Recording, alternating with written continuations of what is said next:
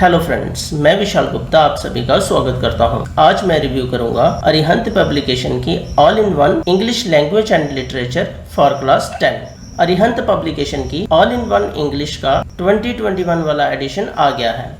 Arihant publication ने ये addition 7 जुलाई को रिलीज किया था और ये बुक उस सिलेबस के हिसाब से लिखी गई है जो सीबीएसई ने 31 मार्च 2020 को रिलीज किया था। अरिहंत पब्लिकेशन की ये बुक एक सेल्फ स्टडी गाइड है जो कि पूरी तरह से एग्जाम्स को माइंड में रखकर लिखी गई है। इस बुक को 3 पार्ट में डिवाइड किया गया है।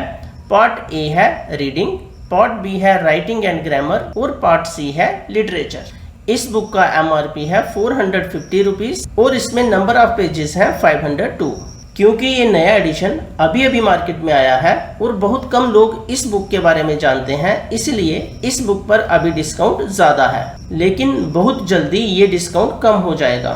मैंने इस बुक का बेस्ट बाय लिंक ढूंढकर इस वीडियो की डिस्क्रिप्शन में डाल दिया। अभी आपको उस पर 34% का डिस्काउंट मिल जाएगा, लेकिन ये डिस्काउंट बहुत जल्दी कम हो रहे हैं। ऑल इन वन साइंस पर ऑलरेडी डिस्काउंट कम हो चुका है, तो ये 34% का डिस्काउंट भी बहुत जल्दी कम हो जाएगा। मैं सकता है कि बात नहीं कर रहा हूँ, श्योरली बहुत जल्दी ये डिस्काउंट कम हो जाएगा। अब हम बात करते हैं अरिहंत पब्लिकेशन की ऑल इन वन इंग्लिश में कंटेंट किस तरह से प्रेजेंट किया गया है। इस बुक को 3 पार्ट्स में डिवाइड किया गया है। पार्ट ए है रीडिंग स्किल, पार्ट बी है राइटिंग एंड ग्रामर और पार्ट सी है लिटरेचर। अब हम पार्ट ए रीडिंग की बात करते हैं। सेक्शन ए में हमें पैसेजेस दिए गए हैं।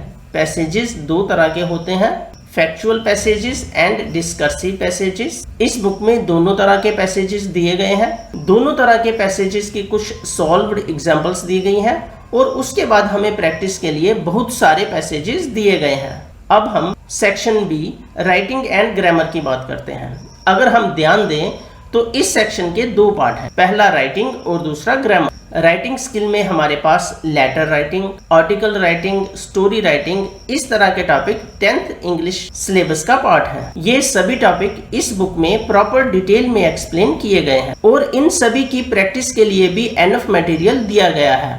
आप इस बुक के मटेरियल से पूरी तरह से सेटिस्फाइड रहेंगे। जहां तक ग्रामर पोर्शन की बात है तो 10th के सिलेबस में जो टॉपिक हैं जैसे कि tenses, modals, subject verb agreement, इन सभी को बहुत अच्छे से एक्सप्लेन किया गया है। चाहे टेंसेस हो, मॉडल्स हो, सब्जेक्ट वर्ब अग्रीमेंट हो, सबसे पहले हमें इनके रूल्स बताए गए हैं, फिर कुछ एग्जाम्पल्स दी गई हैं और इन एग्जाम्पल्स की हेल्प से हमें ये समझाया गया है कि हम इन रूल्स को किस तरह अप्लाई कर सकते हैं। फिर इसके बाद हमें प्रैक्टिस के लिए क्वेश्चंस दिए गए हैं और इन सभी क्वेश्चंस का हमें डिटेल में आंसर भी दिया गया है। अब हम इस बुक के 3rd सेक्शन की बात करते हैं, लिटरेचर। और लिटरेचर में हम सबसे पहले प्रोज की बात करते हैं। प्रोज में हमें चैप्टर के 1st पेज पर ही थोड़ा सा साइड में चैप्टर स्केच दिया गया है।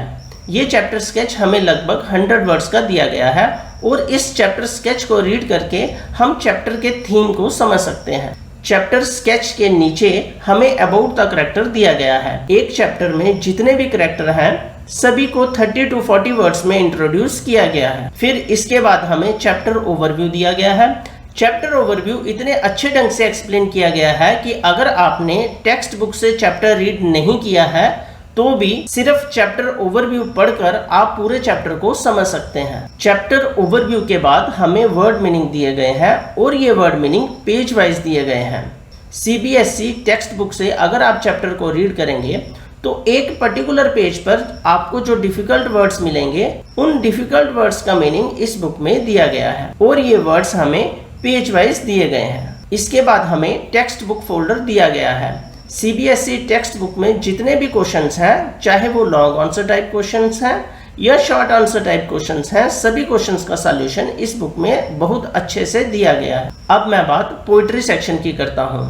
पोइट्री पार्ट में मैं आपको बताऊंगा कि पहले चैप्टर का कंटेंट किस तरह से दिया गया है।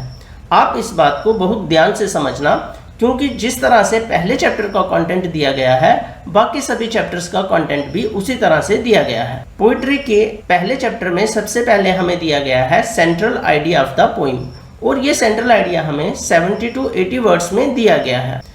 उसके बाद हमें पोइम की एक्सप्लेनेशन स्टैंजा वाइज दिया गया है।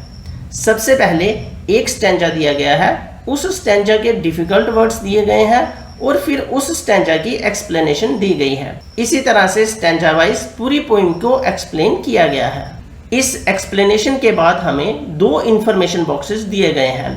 पहले इंफॉर्मेशन बॉक्स में हमें बताया गया है values highlighted in the poem और दूसरे इंफॉर्मेशन बॉक्स में हमें बताया गया है poetic devices used in the poem. इसके बाद टेक्स्ट बुक फोल्डर दिया गया है। इस टेक्स्ट बुक फोल्डर में सीबीएसई इंग्लिश टेक्स्ट बुक में जितने भी लॉन्ग आंसर टाइप क्वेश्चन और शॉर्ट आंसर टाइप क्वेश्चंस हैं सभी का सॉल्यूशन दिया गया है और उसके बाद हमें कुछ प्रैक्टिस दी गई है। पोइट्री के सभी चैप्टर्स को इसी वे में एक्सप्लेन किया गया है। ओवरऑल अरिहंत पब्लिकेशन की ऑल इन वन इंग्लिश एक बहुत अच्छी बुक है और ये बुक सेल्फ स्टडी के लिए भी बहुत अच्छी है। इस बुक में assessment of speaking and listening skill भी दी गई है और प्रैक्टिस के लिए पेपर्स भी दिए गए हैं। ओवरऑल ये एक कंप्लीट बुक है।